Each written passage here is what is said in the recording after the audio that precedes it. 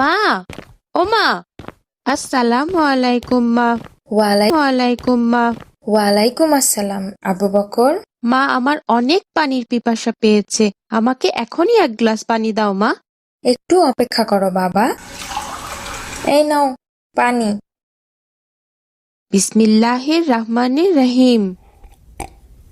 আলহামদুলিল্লাহ। এই নাও মা। এটা কি হলো বাবা? কেন মা, কি হয়েছে? এভাবে কি পানি পান করা ঠিক হলো? কেন মা, আমি তো বিসমিল্লাহ বলে পানি পান করেছি, আর তারপর শেষে আলহামদুলিল্লাহ পড়েছি।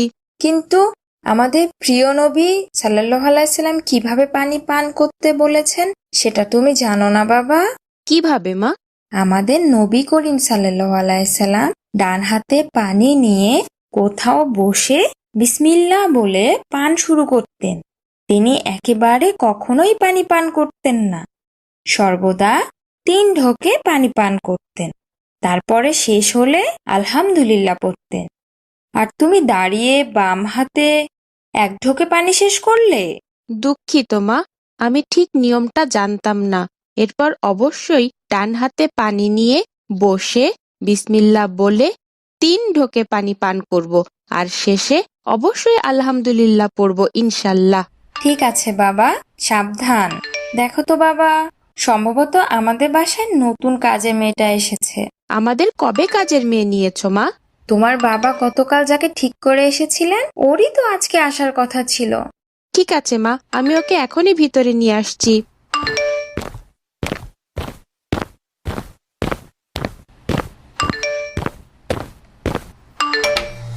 আসসালামু আলাইকুম ভাইজান। ওয়ালাইকুম আসসালাম। ভাইজান, আমার নাম মোসাম্মদ বিলকিস খাতুন। এই বাড়ির খালুজান আমারে আসতে বলছিলেন। আমি কাজের মেয়ে ভাইজান। ঠিক আছে, ভিতরে আয়।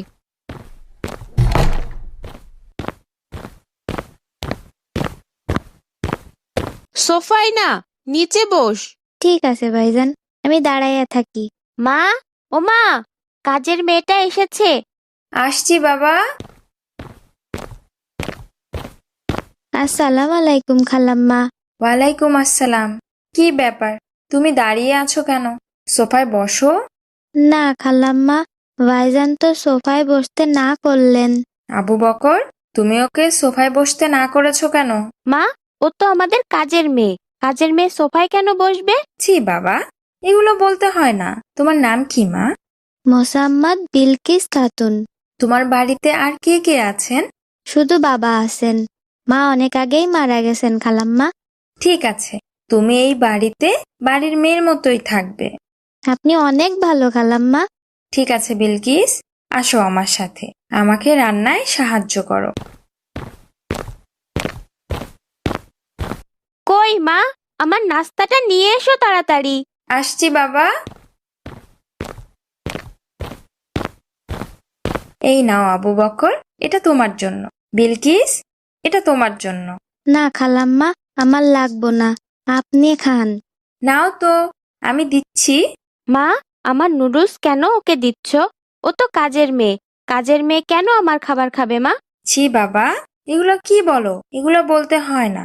ও তোমার বোনের মতো। না মা, ও কেন আমার বোন হবে? ও তো কাজের মেয়ে। ছি বাবা, ছি, চুপ করো। এই নাও বিলকিস।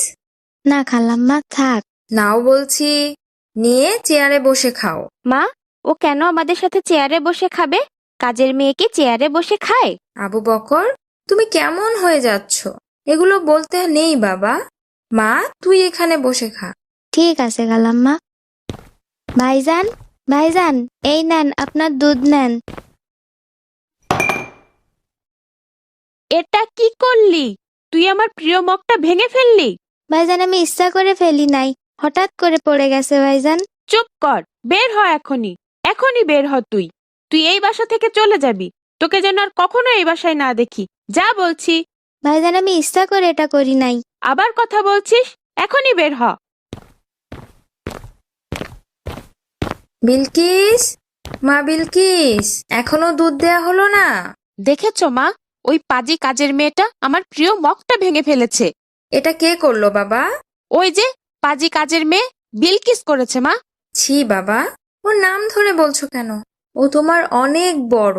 ওকে আপু ডাকবে। কিন্তু বিলকিস কই? ওকে আমি তাড়িয়ে দিয়েছি।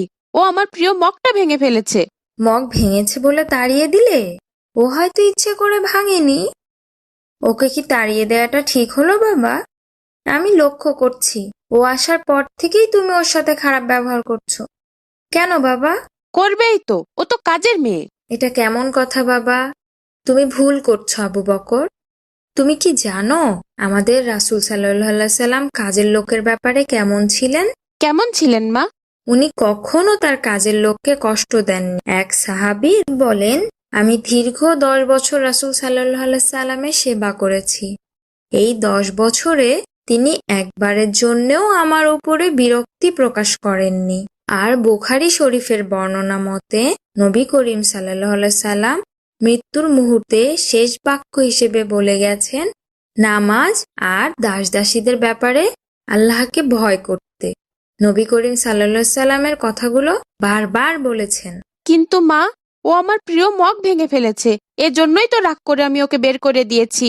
কিন্তু বাবা, ও হয়তো ইচ্ছে করে ভাঙেনি। এত সামান্য ব্যাপারে তোমার ক্ষমা করে দেওয়া উচিত ছিল। এক হাদিসে বর্ণিত আছে, এক সাহাবী রাসূল সাল্লাল্লাহু আলাইহি সাল্লামকে জিজ্ঞেস করলেন, ইয়া রাসূল সাল্লাল্লাহু আলাইহি সাল্লাম, আমার গৃহকর্মীর ভুলের জন্য কতবার ক্ষমা করব? রাসূল সাল্লাল্লাহু আলাইহি সাল্লাম বললেন, প্রতিদিন 70 বার ক্ষমা করবে। আর একটু ভুলেই তুমি ক্ষমা না করে ওকে বের করে দিলে? আমি বুঝতে পারিনি মা। কিন্তু মা, তুমি ওকে আমার খাবার খেতে দাও কেন? আমার খাবার ওকে দিলে আমার অনেক রাগ হয়। বাবা, আল্লাহর রাসূল সাল্লাল্লাহু আলাইহি সাল্লাম বলেছেন, যখন কোনো দাসদাসী তোমাদের জন্য খাবার তৈরি করে এনে দেয়, তখন নিজের সঙ্গে বসিয়ে তাকে খাওয়াবে। আর কোনো খাবার যদি পরিমাণে কম হয়, তবে অন্তত 2-1 মুঠো তার হাতে দেবে। ও তোমার জন্য এত কষ্ট করে খাবার রান্না করে, তাই দেই বাবা। ওরও তো খেতে ইচ্ছে করে। তাছাড়া আমাদের রাসূল সাল্লাল্লাহু আলাইহি সাল্লাম বলেছেন, তোমরা যা খাবে কাজের লোককেও তাই খাওয়াবে। তোমরা যা পরবে ওদেরকেও তাই পরতে দিবে। আর গৃহকর্মীকে যা খাওয়ানো হয় তা কোনো এক ধরনের সাদকা বাবা। আমি দুঃখিত মা, আমার এগুলো জানা ছিল না। চলো না মা, আমরা আবার মেয়েটাকে ফিরিয়ে আনি। ওর কাছে আমার ক্ষমা চাওয়া উচিত। এই তো আমাদের ভালো ছেলেটা, আমাদের আবু বকর। বাবা ঠিক মা আছে।